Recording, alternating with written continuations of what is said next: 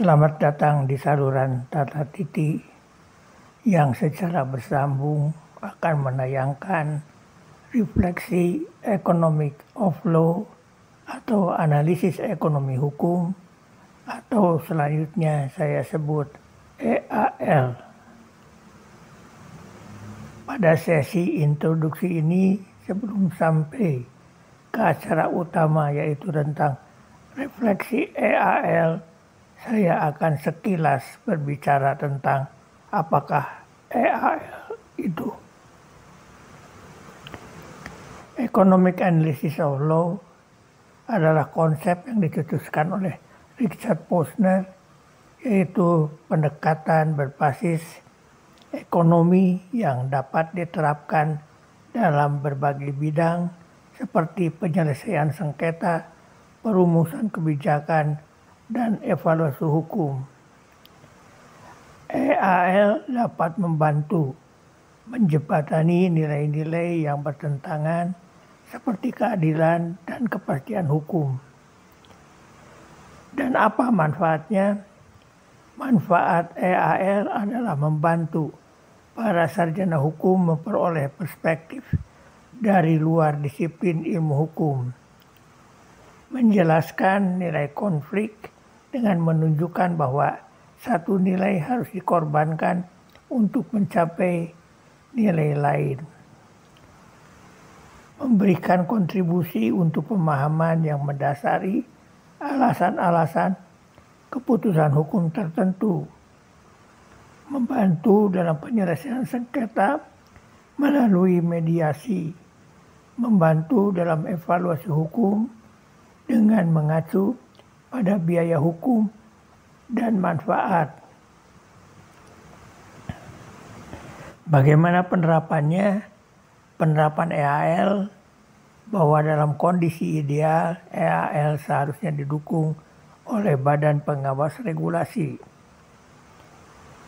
EAL dapat diarahkan untuk mendukung terpeliharanya ketahanan serta pencapaian target pembangunan nasional. Tujuan EAL memanfaatkan hukum untuk memacu tumbuhnya pembangunan ekonomi, menjaga hubungan antara berbagai elemen dan para pelaku ekonomi, menciptakan suatu kepastian hukum, menciptakan kondisi ekonomi yang sesuai dengan kebutuhan pasar. Kini sampai saatnya pada konsep Tata Titi memilih tema refleksi EAL. Apa itu refleksi dalam hukum? Refleksi artinya merefleksikan dan belajar dari praktek serta belajar dari orang lain, mengevaluasi secara akurat kekuatan dan keterbatasan mereka dalam kaitannya dengan tuntutan pekerjaan mereka. Tayangan dari Tata Titi akan menerapkan pemahaman, pemikiran, kritis, dan analisis untuk memecahkan masalah hukum. Dan bagaimana Tata Titi melaksanakan konsepnya? Berikut adalah pengantar analisis ekonomi hukum yang seperti cerita yang dirancang untuk menyiapkan panggung presentasi Tata Titi dan semoga akan menarik perhatian para pemirsa. Tukang cukur, tukang roti, dan pencuri. Sebuah kisah tentang efisiensi dan keadilan. Bayangkan sebuah desa kecil terletak di sebuah lembah tempat kehidupan bergerak dengan kecepatan yang dapat diprediksi, hampir seperti idealis. Di desa ini hidup 3 jiwa yang sangat penting bagi kehidupannya. Johan, tukang cukur, yang dikenal karena kecerdasannya dan tajam seperti guntingnya yang lebih tajam lagi. Carla, tukang roti, yang roti asamnya menjadi sumber makanan bagi jiwa dan raga masyarakat. Dan Barnas, sosok samar yang berbisik-bisik dengan nada pelan, seorang pencuri yang gemar akan hal-hal yang lebih baik bagi hidupnya sendiri. Selama bertahun-tahun desa ini menjalankan sistem aturan tak tertulis, tradisi, dan rasa tanggung jawab. Jika Johan butuh tepung, ia akan menukar potongan rambutnya. Jika Carla butuh potongan rambut, ia akan menukar sepotong roti. Namun, Barnas mempersulit masalah. Pada suatu malam musim dingin, Barnas didorong oleh keinginan yang kuat untuk mendapatkan kehangatan dan kenyamanan membobol toko roti Carla.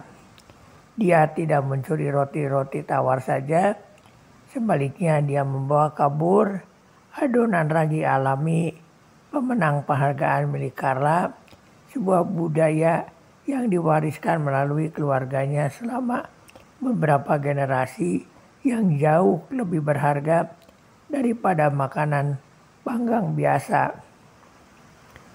Carla sedih.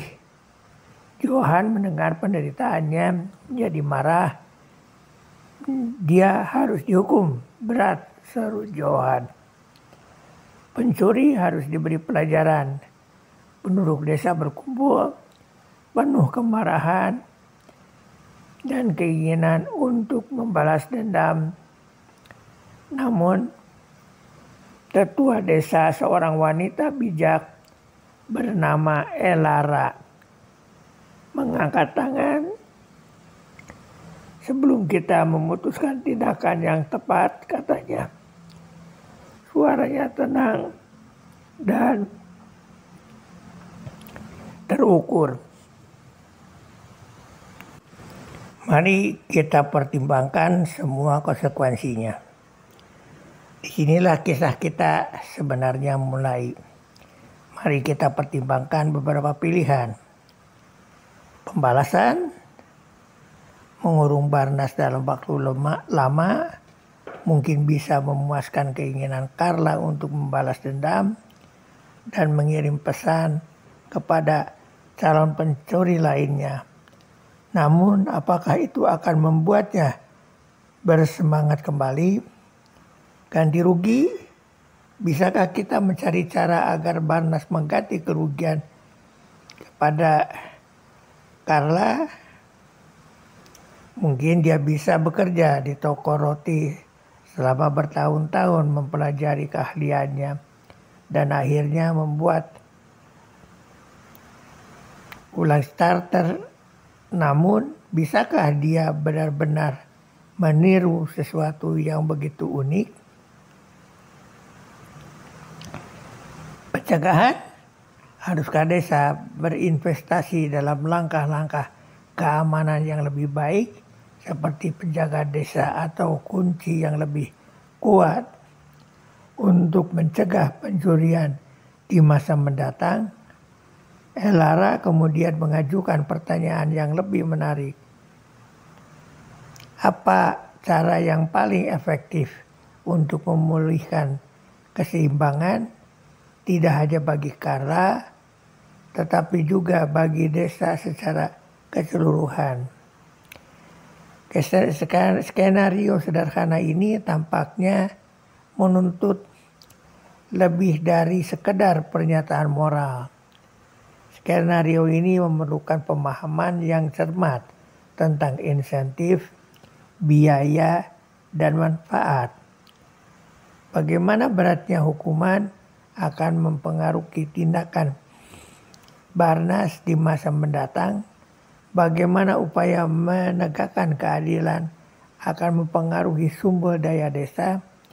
Bagaimana desa dapat menciptakan sistem aturan yang meminimalkan kemungkinan situasi serupa di masa mendatang. Disinilah analisis ekonomi hukum berperan.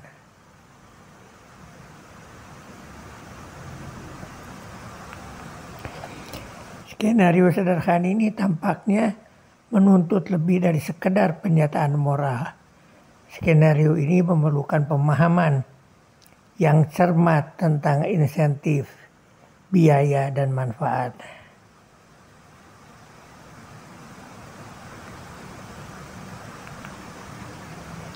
Mengapa kisah ini penting untuk analisis ekonomi hukum? Karena mengilustrasikan masalah ini, pencurian menyoroti pertanyaan utama hukum. Bagaimana masyarakat harus mengalokasikan sumber daya yang langka dan menyelesaikan konflik. Memperkenalkan konsep utama. Kisah ini menyentuh konsep-konsep mendasar seperti hak pilih, pentingnya mendefinisikan dan melindungi kepemilikan, insentif, bagaimana hukum dan hukuman mempengaruhi perilaku, efisiensi, memilih hasil yang memaksimalkan kesejahteraan masyarakat secara keseluruhan, analisis biaya manfaat, menimbang biaya dan manfaat dari berbagai aturan hukum dan strategi penegakan hukum.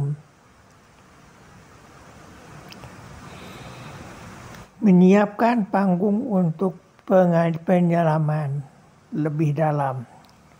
Narasi sederhana ini membuka jalan bagi eksplorasi yang lebih bernuansa tentang bagaimana prinsip-prinsip ekonomi dapat digunakan untuk menganalisa dan meningkatkan sistem hukum. Mengapa ini merupakan pengantar yang bagus? Keterkaitan kisah ini sederhana dan mudah dipahami berdasarkan skenario sehari-hari. Menariknya, format naratif ini menarik perhatian dan membuat penonton penasaran untuk mempelajari lebih jauh.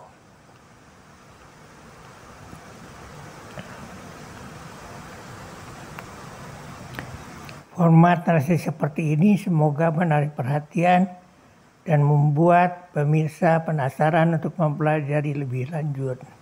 Kerangka konsepsional pendahuluan ini secara alami mengarah pada konsep-konsep penting analisis ekonomi hukum. Juga mendorong kemampuan mengingat karakter-karakter unik dan dilema yang mereka hadapi.